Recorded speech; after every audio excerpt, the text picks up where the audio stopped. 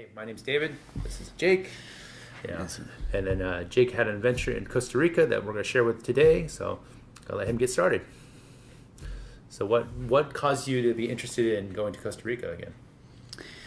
Well, it started. So a few people asked me that actually while I was there.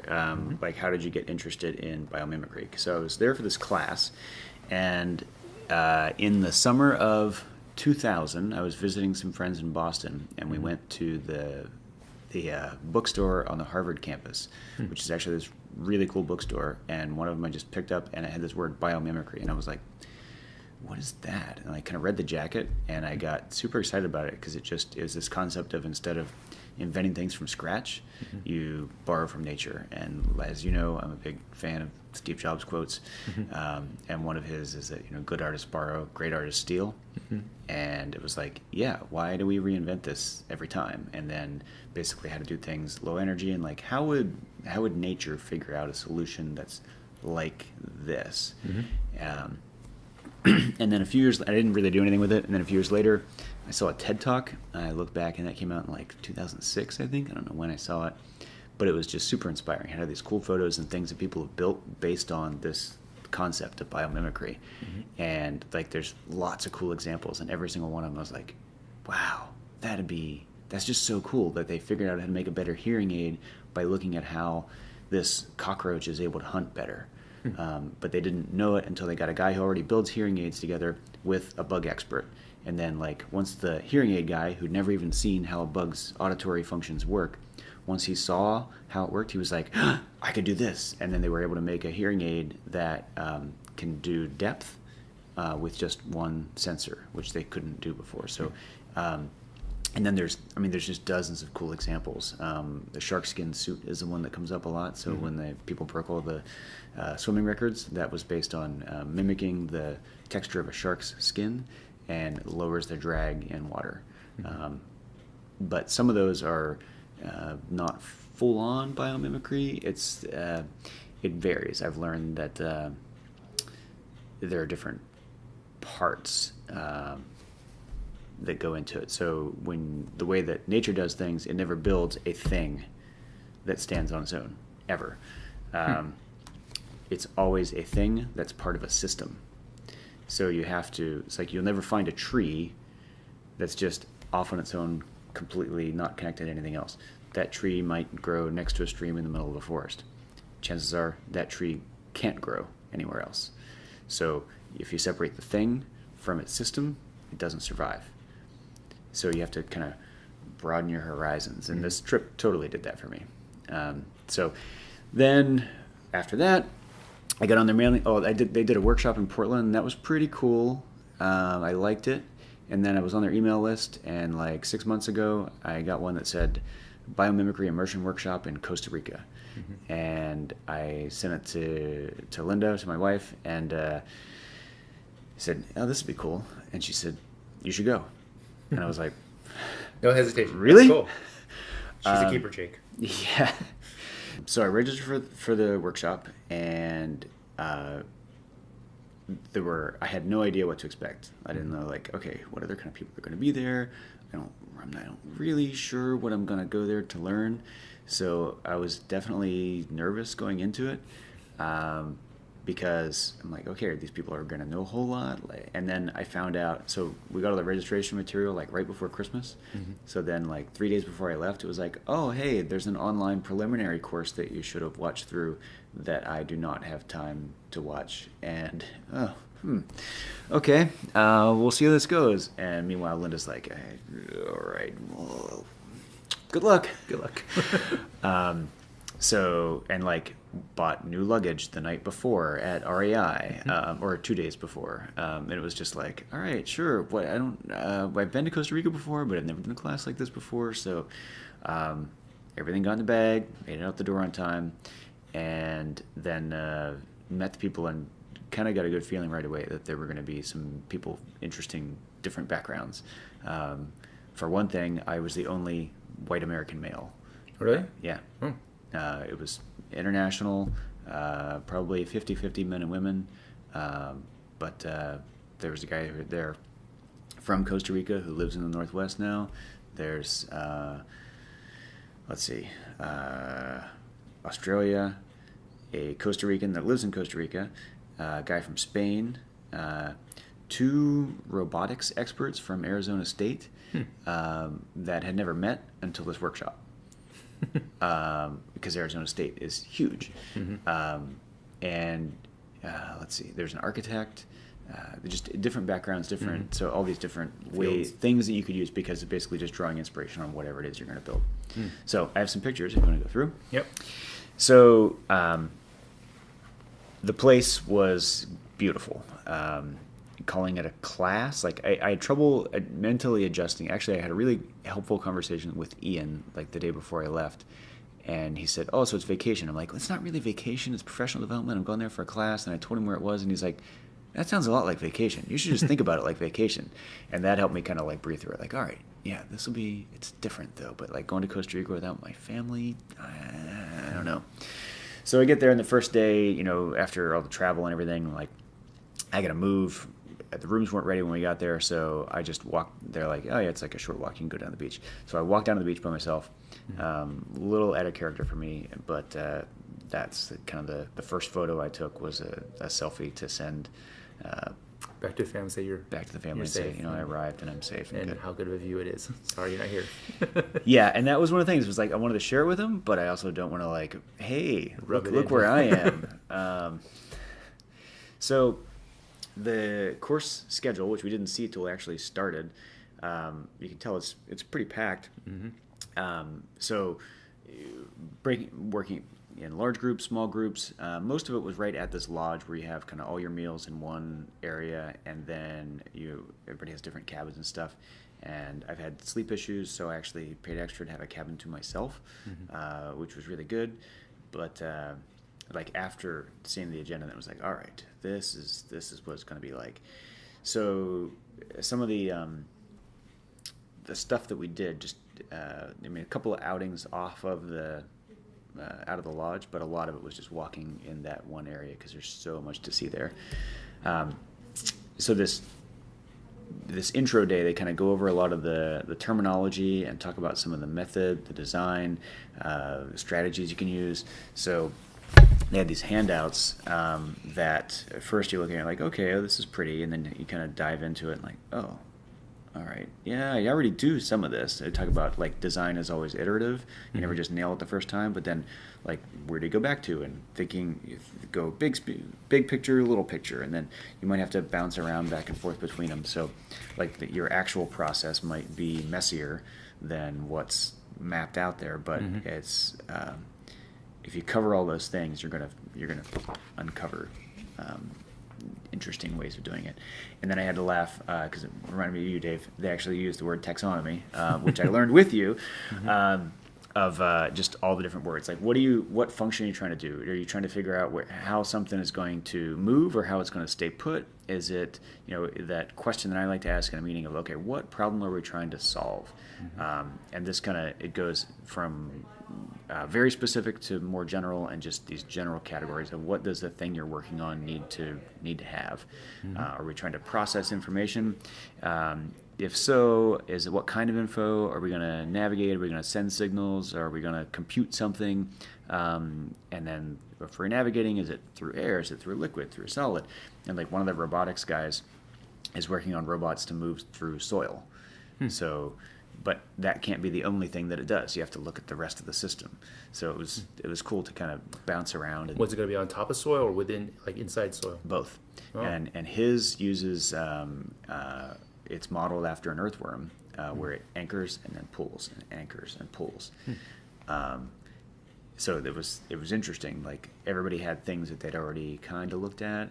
The architect had already built like a living building. So a living building compared to LEED, like our building has, LEED is like baby steps, and living building is like full on. So he'd already done that, but he hadn't really done biomimicry. So everybody comes with their own things, and they also talk about lenses.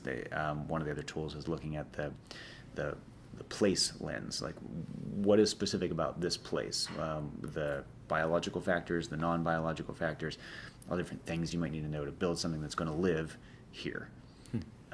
And then you've got another one of like, what is the living. This, I'm still not an expert, but they give you all these great handouts. So like the ecological lens, the naturalist lens, what else lives there, the functional, like what does this thing need to do. I plan to refer back to these whenever we're building anything here, because you can, even if you don't go whole on, you can borrow pieces with whatever you're building. Mm-hmm. First day, sunset there. I watch for the green flash every night, but we never saw the green flash. That's an old Rick Sorensen thing, like right after the sun dips below the horizon. And I was the only physics guy, so like, what is the physics of that? I'm like, well, and then the workshops themselves, it's a lot of talking and then working in small groups, and they give you simple tools where you're, you're brainstorming on a piece of paper. So in this one, we had everybody, there's a few big pieces of paper, and you have a function that they give you, and then you do 2 columns. One is, so this one, this example is stay cool. Who needs to stay cool? Left side, you do parts of the built world where humans are. So like this one had, nuclear reactor and agriculture and all the stuff that we make. And the right-hand side was, well, who in nature needs to stay cool? So that's got things like the horn of a rhinoceros is used for cooling its blood. And a lot of things with it, if there's a large bony thing on the outside of an animal, it's usually either to soak in heat or to pump out heat.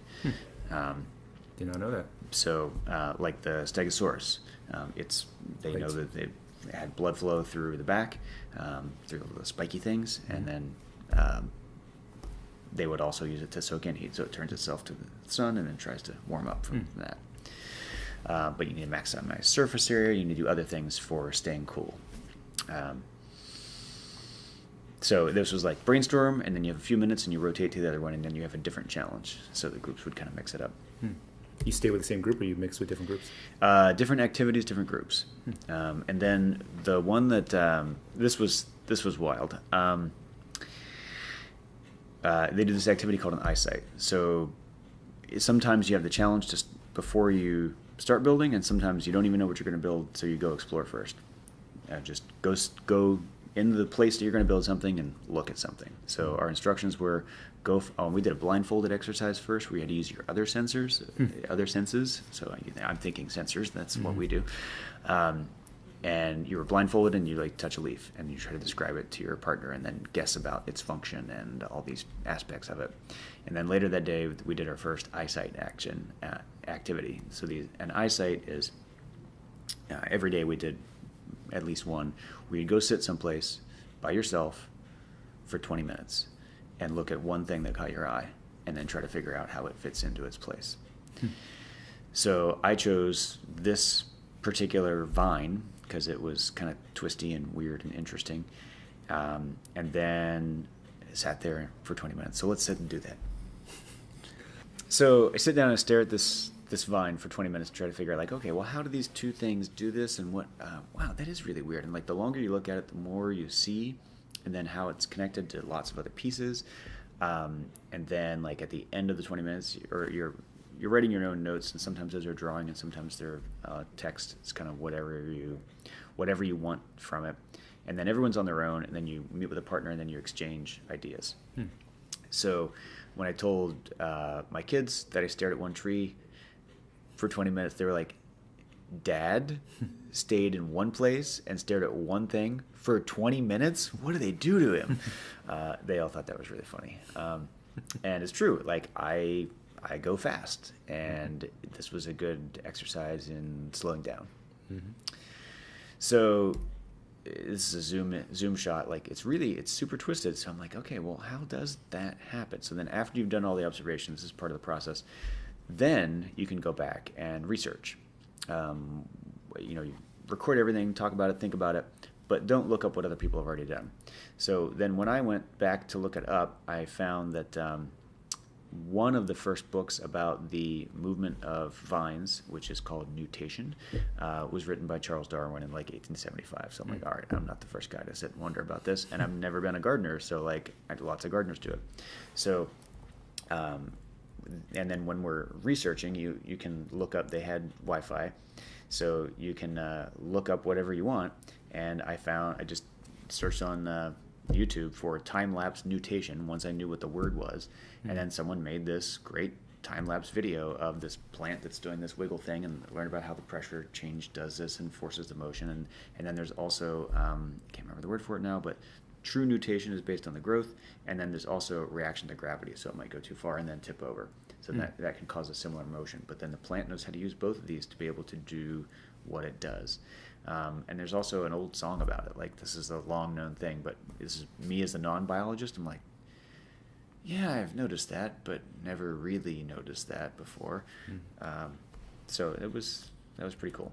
The other activities then, like we did a night walk. So you walk out with your headlight at night, and we saw all kinds of bugs, details. One of the people in the group is the naturalist, and he knows the names of all the species. He can spot it and tell you how they move. And on the way back from the night walk, it was like, oh, I had my shoes out drying from the day before, and there's a crab. Trying to find a home? I don't know. But I made sure I shook out my shoes the next morning when I went to look at it. And then we take this boat trip through the mangrove forest.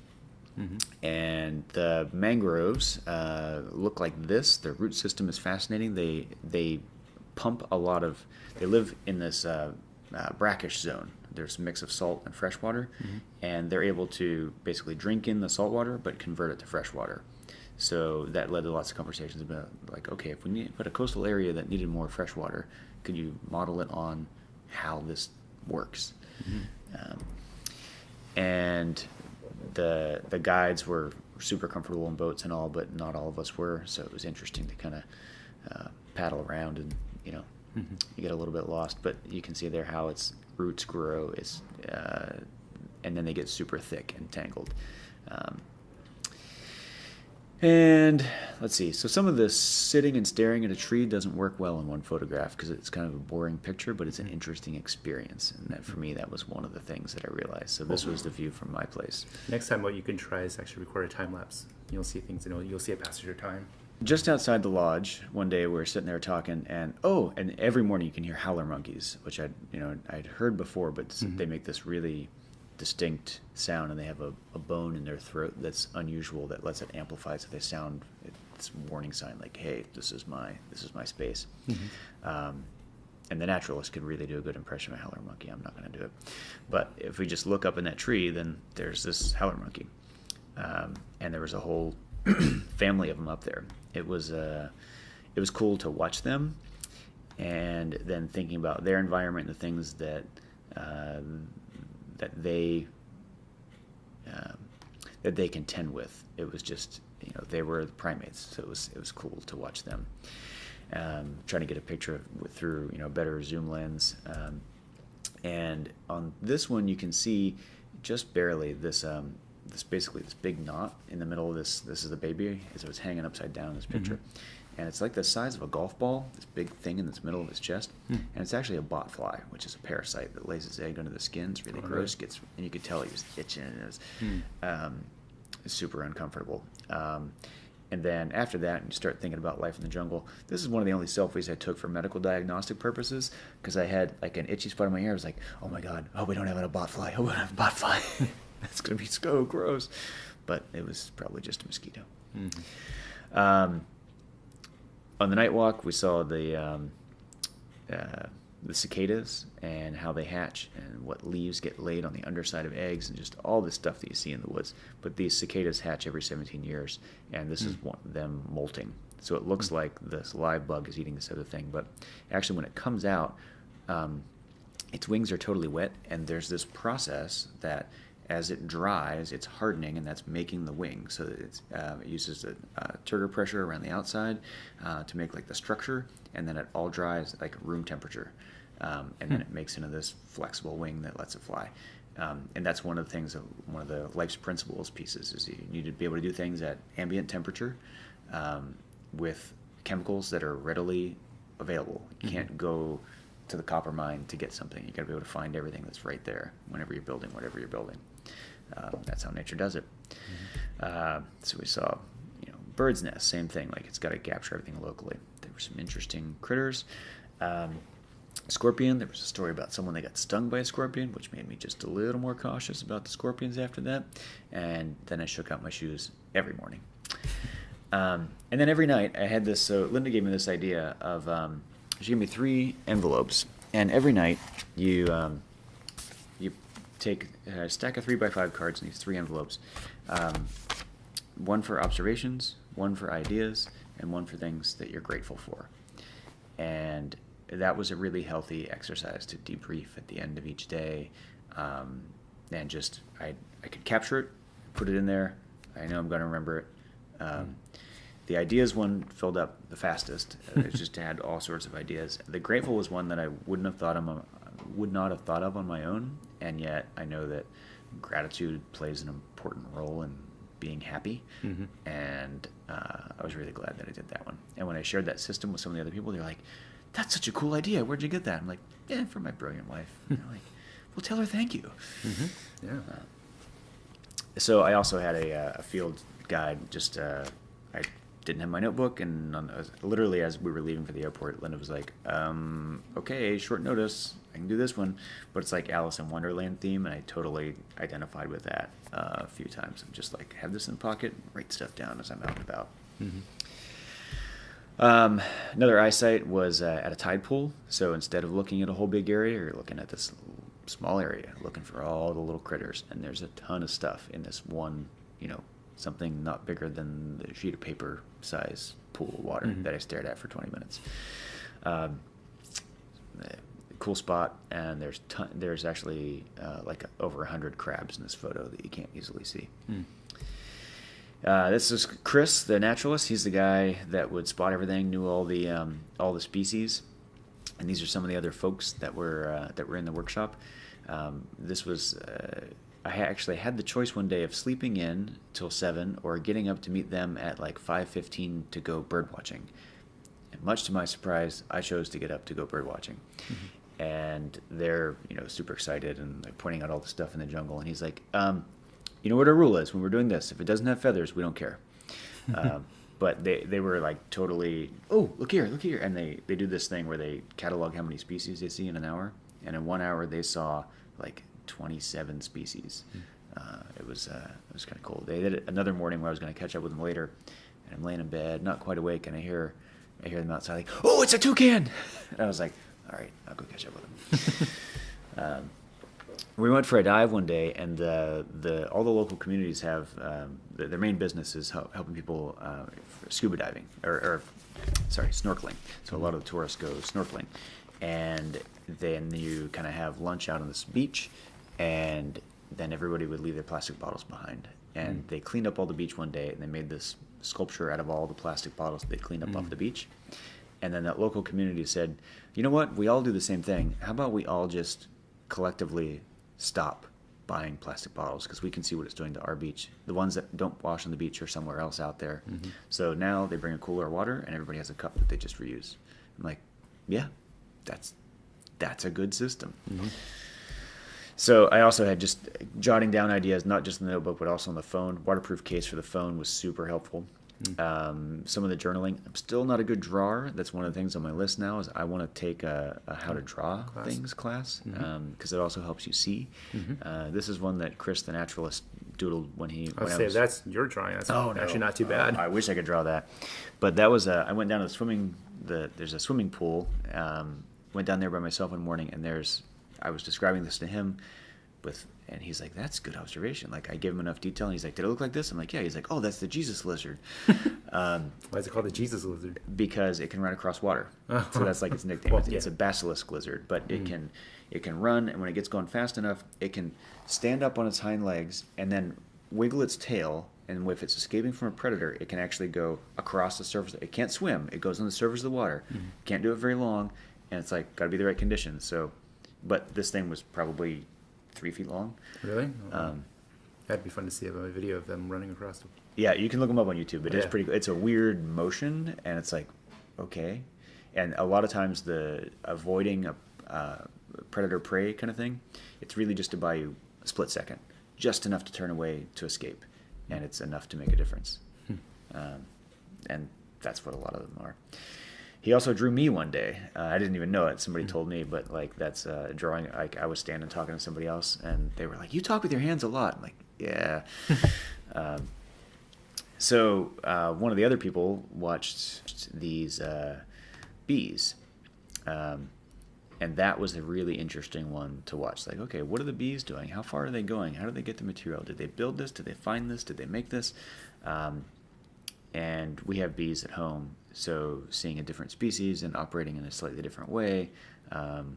So when I was staring at the one vine, another guy was staring at this beehive and guessing about how they work. And the bees are fascinating.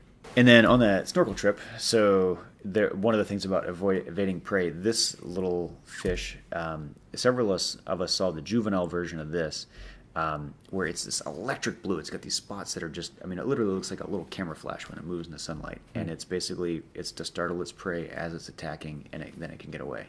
The morpho butterfly does the same thing. One of the cool things about biomimicry, they find it in a few places, is color by texture instead of color by like a dye.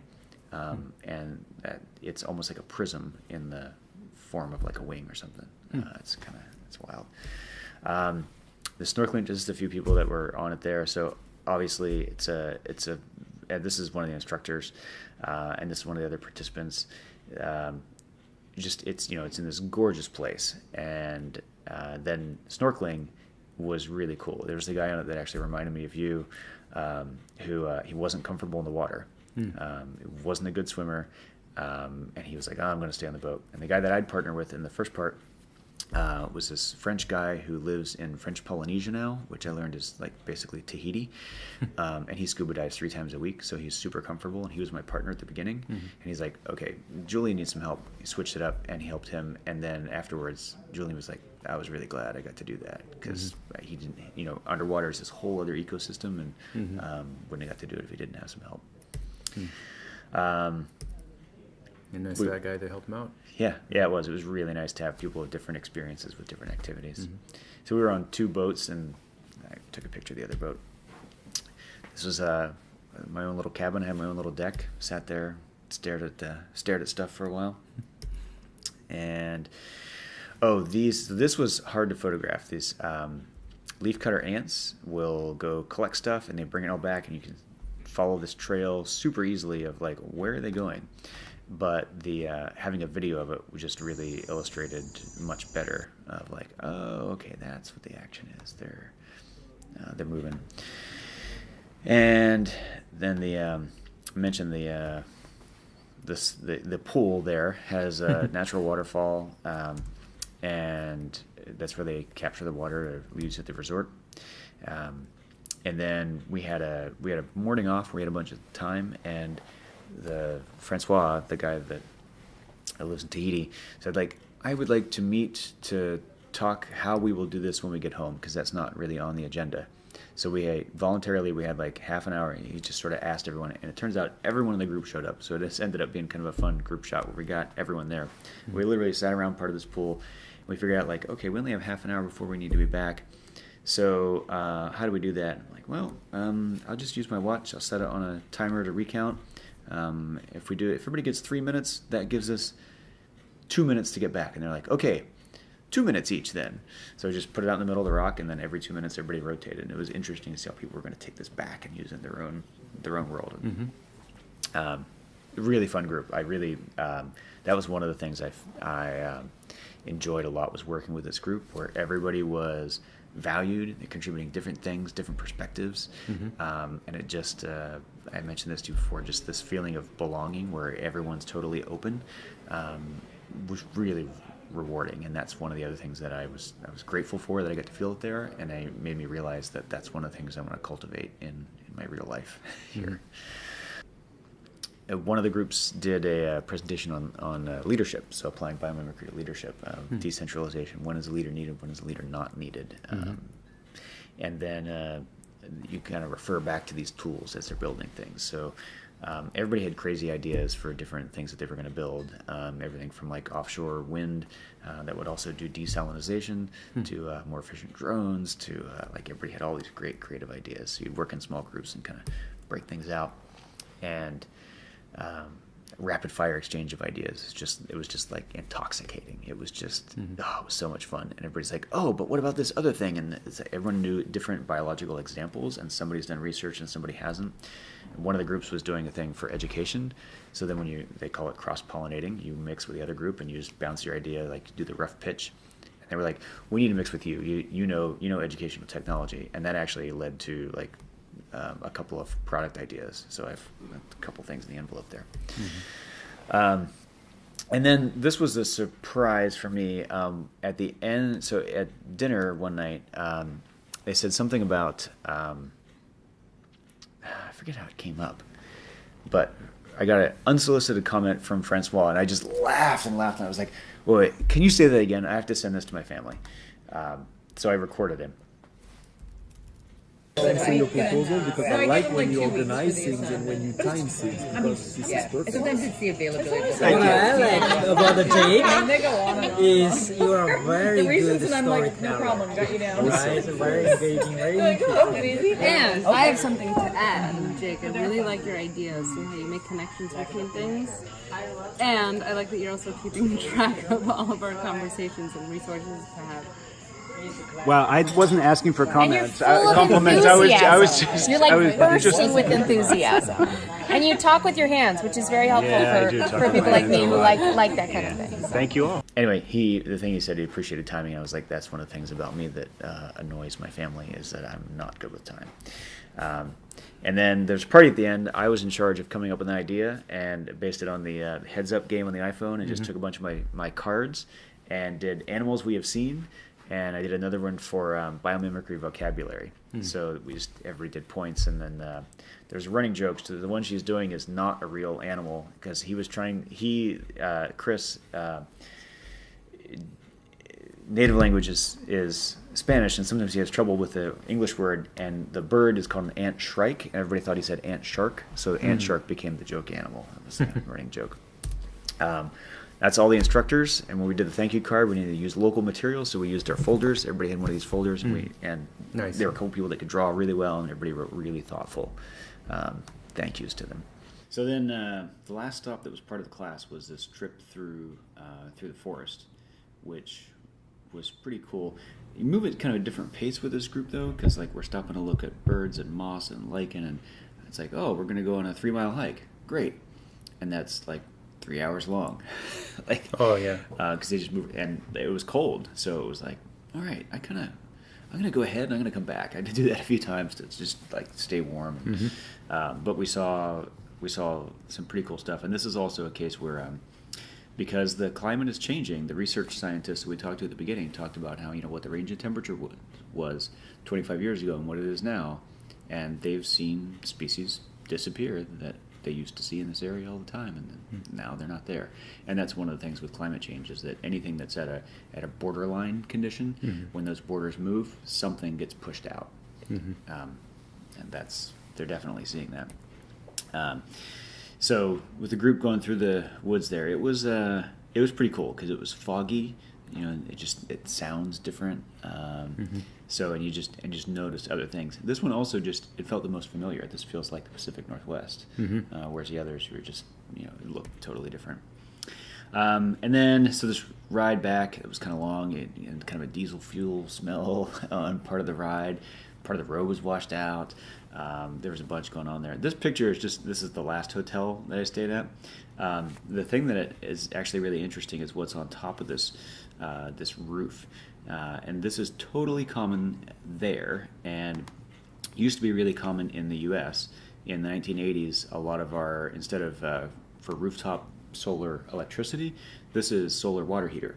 So almost every building there has something like this to heat their water. It's they have a lot more direct sun than we do. But that actually works really well here, and the systems last about 20-25 years before you have to take them out. So as far as cheap ways to heat water, this is one of the fastest payback on any kind of solar installation. So I really want it on my house, and like Costa Rica, which isn't very developed, like everybody has it. It's kind of an interesting, high tech, low tech.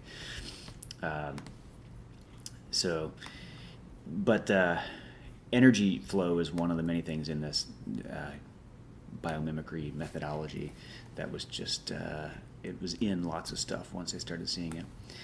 This was the back of a notebook. They had, everything's on locally sourced paper and stuff, but this quote really kind of spoke to me, that learning about the natural world is one thing, and that's how I learned biology. You memorize stuff, you learn what's out there. Learning from the natural world, that's the switch. That's the profound switch. That's the author of the original book. So you're not just learning what's out there, you're learning from it, how to do things, and that kind of that tasting that wonder of nature, which you don't get from sitting in a classroom. So the idea of like being out in the field and doing this was powerful. So it was a great trip. I look forward to using what I learned, and like I didn't really know what I was going to learn. The big one though is just that idea of that community and building it around shared principles, and when everyone's relaxed and feels like they belong, like the whole, the sum is. What's that old saying? The sum is greater than its parts. Yeah. No, it's the whole is greater than the sum of its parts. That's it. I mean, a lot of the creativity is not really creating something original, but just connecting two pieces that no one else has connected before. So it's very cool. Yeah, it was a lot of fun. I also just realized I had a real fondness for Costa Rica, and I will definitely go back to Costa Rica at some point. But they also have an office in Montana, and they have another place. Like they do biomimicry workshops. So I've thought about, okay, how else? Who else within Vernier would you want? Would you think other people would want to go? I think so.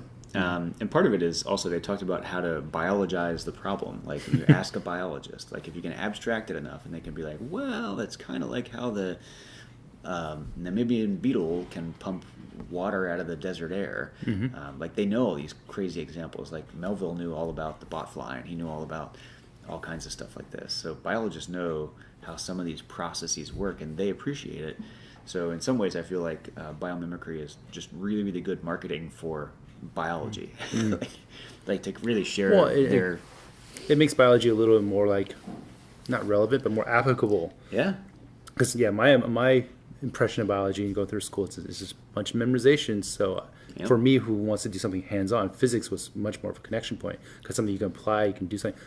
Biology, again, was so much more memorization. Chemistry was a little bit in between. So I definitely gravitated more towards physics.